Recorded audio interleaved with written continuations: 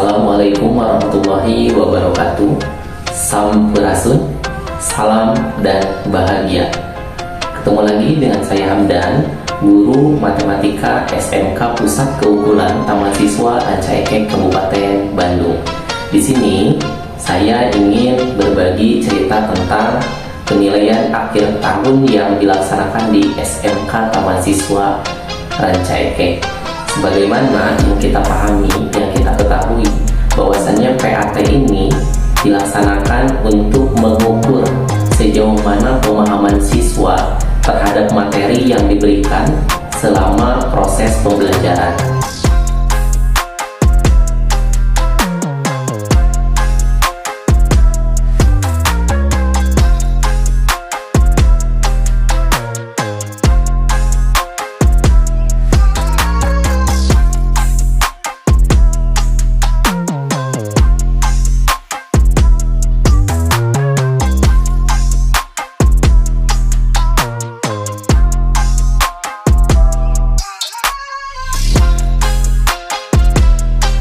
Setiap akan dilaksanakannya kegiatan penilaian akhir tahun, tentu kita mengenal dengan yang namanya pembentukan panitia.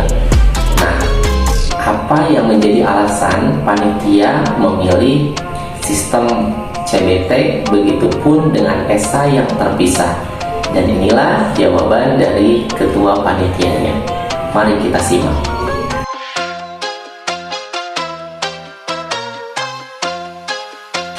Untuk persiapan PAT tahun ini kita yang disiapkan pertama mungkin yang server ya, jadi aplikasi yang akan digunakan untuk ujian nanti, kemudian seperti program kerja dengan ruangan dan sebagainya itu tim panitia sudah menyusun jauh-jauh hari, dan kesiapannya pun setelah kita tahu pelaksanaan tanggal 5 Juni kita siapkan maksimal itu 3 minggu sebelum. Jadi saat seminggu sebelum pelaksanaan ujian kita sudah ada simulasi terlebih dahulu, sehingga kita tahu apa kekurangan yang ada nanti saat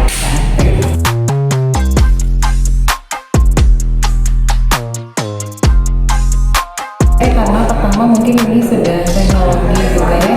Kalau misalnya kita masih menggunakan paper based, mungkin untuk guru memeriksa lembar jawaban itu jadi kurang efektif seperti itu. Tapi kalau dengan sistem CBT, para guru itu sudah dapat nilai langsung jadi dan tinggal mengolah dengan nilai esai. Nah, kenapa esainya dipisahkan?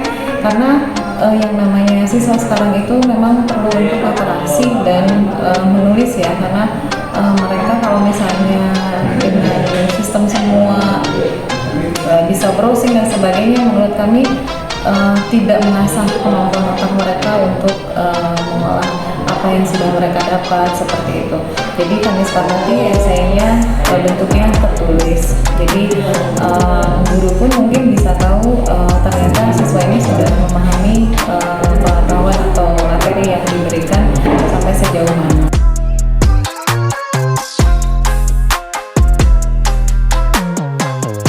Untuk efektivitasnya bagi siswa dan guru, mungkin untuk siswa mereka lebih simpel ya untuk mengisi, tinggal melihat di HP, kemudian memilih, waktu pun juga lebih efektif. Kemudian kalau untuk guru ya tadi untuk penskoran ya, untuk penilaian nilai kiriman ganda itu mungkin efektivitasnya, dan bagi kami juga mengurangi penggunaan kertas ya, efisiensi di dalam biaya itu mungkin.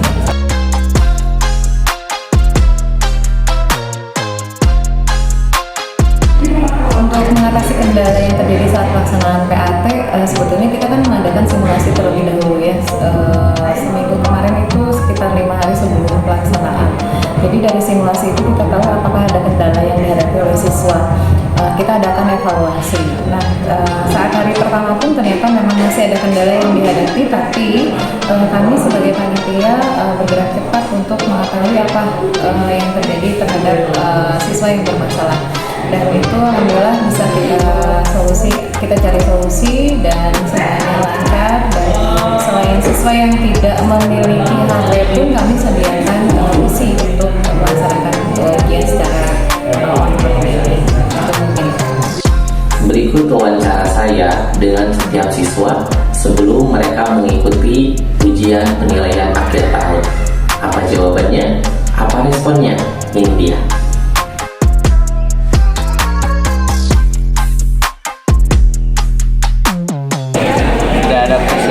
Belum ada persiapan apa-apa. Saya belum ada persiapan. Aku udah ngapalin beberapa materi. Untuk PLT kali ini persiapkan dari tadi. Ya pasti belajar. Terus kesiapin HP-nya dibersihin dulu, siapa takut lab gitu kan, buat dihindari yang ntar harus ulang-ulang lagi. Dengan sarapan di pagi hari itu minum air hangat ataupun makan nasi, sarapan biar ada tenaga.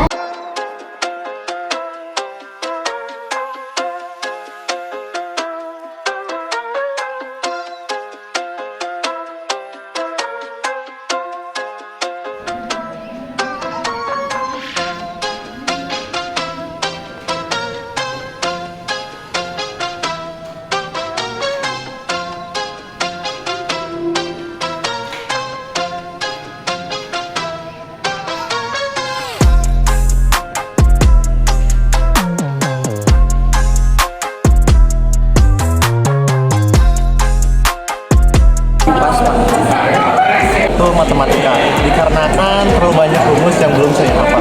Peran MTK karena memang saya pusing gitu. Itu PKL soalnya udah dikasih kisi-kisi tapi agak susah gitu ngapalinnya. Itu mata pelajaran PKL karena udah dikasih kisi-kisinya tapi belum ditulis, belum dijawab. Saya rasa belum maksimal, ada beberapa, cuman yang paling utama itu praktek ya, karena ada beberapa itu SSD, kejar, terus MP, terus yang lainnya, jadi saya harus lebih maksimal lagi buat ngulik lebih dalam lagi saat. Cuma di matematika, soalnya kan kemarin belajar tentang sini kosan. Nah aku lupa disitunya ngapa-ngapalin sudut spesialnya kayak gitu.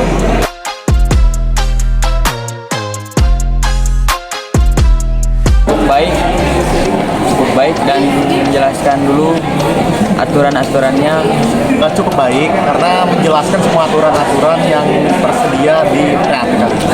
Rasa baik karena kelas terasa tertib dan nyaman. Baik, tapi agak menegangkan karena yang nggak tahu kenapa ngawasin itu agak menegangkan aja gitu. Ya, biasa aja karena Ya biasa aja, nggak negang sama sekali. Biasa-biasa aja, nggak bikin tegang. pastinya di ruang lima itu paham kan ya, orang itu mungkin agak asik, orang gak asik, tegas juga enggak, tapi santai banget orangnya. Itulah respon setiap siswa ketika sebelum mengikuti kegiatan PAT dan sesudah mengikuti kegiatan PAT. Lalu bagaimana dengan respon guru-gurunya? Ini dia.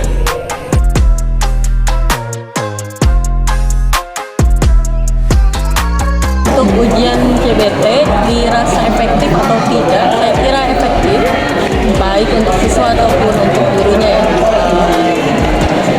Banyak soal diwakili melalui PG, kemudian sisanya analisanya bisa dilakukan melalui esai. Saya kira cukup.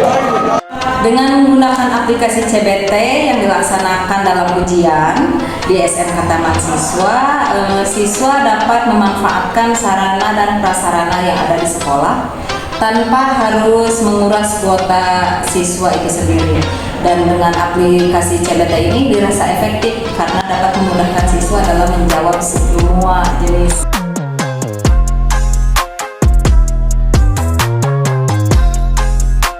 Kendala teknis pasti ada karena menggunakan aplikasi ya. Kendalanya biasanya sulit untuk login, kemudian keluar di tengah pekerjaan. Tapi sebenarnya itu bisa diminimalisir dengan edukasi di awal, tatibnya dibacakan, kemudian pastikan dia sudah menghapus sambungan wifi lainnya, datanya juga dimatikan, hanya tersambung di wifi ruangan. Tekankan untuk tidak membuka aplikasi lainnya. Saya kira kalau di awal diedukasi, kemungkinan ini bisa diminimalisir. Susah login karena mungkin HP-nya terlalu usah untuk digunakan aplikasi itu. Terus solusi yang bisa diberikan yaitu menggunakan PC. Kita sebagai pamong harus menyiapkan PC untuk solusi siswa yang tidak bisa menggunakan handphonenya.